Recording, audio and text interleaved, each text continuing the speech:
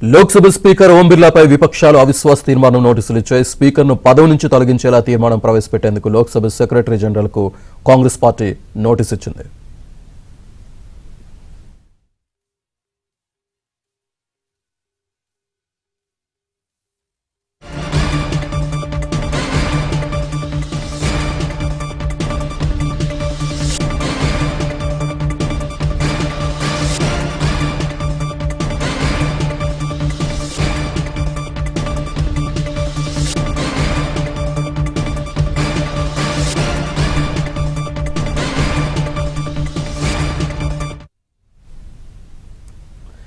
Lok Sabha speaker ఓం బిర్లాపై విపక్షాలు అవిశ్వాస తీర్మానం నోటీసులు ఇచ్చాయి.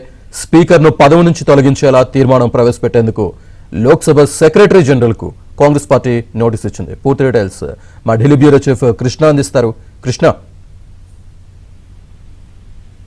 శ్రీనివాస్, ఏదైతే లోక్సభ స్పీకర్ ఓం బిర్లా పైన కాంగ్రెస్ పార్టీకి సంబంధించినటువంటి ఎంపీలు అవిశ్వాస తీర్మానాన్ని ప్రవేశపెట్టేందుకు నోటీస్ ఇచ్చారు.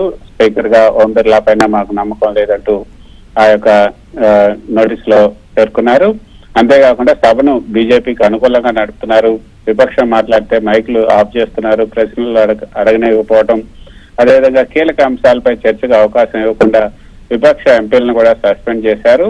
బీజేపీ ఎంపీలకు ఒకలాగా, విపక్ష ఎంపీలకు మరోలాగా సభా నియమాలను అమలు చేస్తున్నారంటూ అభ్యంతరాన్ని వ్యక్తం చేశారు. ప్రధాని కేంద్ర ప్రభుత్వం పైన విమర్శలు ఏమైనా చేస్తే వెంటనే స్పీకర్ జోక్యం చేసుకుంటున్నారు, మైక్ ఆఫ్ చేస్తున్నారు.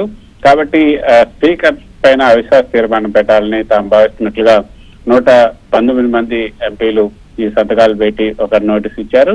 అయితే లోక్సభలో సంఖ్యాబలం బీజేపీ ఎన్డీఏకి సంఖ్యాబలం ఎక్కువగా ఉంది. స్పీకర్ పైన అవిశ్వాసం పాస్ కావాలంటే మెజారిటీ మద్దతు అవసరం. అయితే బీజేపీ చెప్తున్నది ఏంటంటే ఇది రాజకీయ డ్రామా, స్పీకర్ గౌరవాన్ని దెబ్బతీయాలని ప్రయత్నం చేస్తున్నారు, పార్లమెంటరీ సంప్రదాయాలకు విరుద్ధం అని కూడా బీజేపీ చెప్తుంది. కానీ కాంగ్రెస్ మాత్రం ఇది ఏదైతే వివక్షత చూపుతున్నారో, స్పీకర్ చూపుతున్నటువంటి వివక్షతను ప్రపంచానికి, దేశానికి చెప్పాలనే ఉద్దేశంతోనే ఈ విధంగా నోటీస్ ఇచ్చామని చెప్తున్నారు. సభలో విపక్షానికి జరుగుతున్నటువంటి అన్యాయాన్ని ప్రజలకు చెప్పాలనుకుంటున్నాం, ప్రజాస్వామ్యం ప్రమాదంలో ఉందన్నటువంటి సందేశం కూడా ఇవ్వాలనుకుంటున్నాం, రాజకీయంగా బీజేపీని ఇబ్బంది పెట్టడమే తమ ఉద్దేశంగా కూడా చెప్తున్నారు. ఇది నైతిక ఒత్తిడి, మోరల్ ప్రెషర్ గా వాళ్ళు చెప్తున్నటువంటి మాట. చట్టపరంగా స్పీకర్ మారిపోతాడని కాదు, కావాలంటే స్పీకర్ పైన తన నిరసన వ్యక్తం చేసేందుకు ఈ విధంగా ఇచ్చారు. అయితే శ్రీనివాస్, ఈ రోజు ఇచ్చినటువంటి ఈ నోటీస్ లో ఫిబ్రవరి 2025 అంటూ ఫిబ్రవరి 2026 అన్న తేదీని, సంవత్సరాన్ని మార్చారు. కాబట్టి ఈ యొక్క నోటీసు రిజెక్ట్ అయ్యే అవకాశం ఎక్కువగా ఉంది. ఈ తప్పులు ఉన్నటువంటి నోటీసును స్పీకర్ అంగీకరించే అవకాశం లేదు.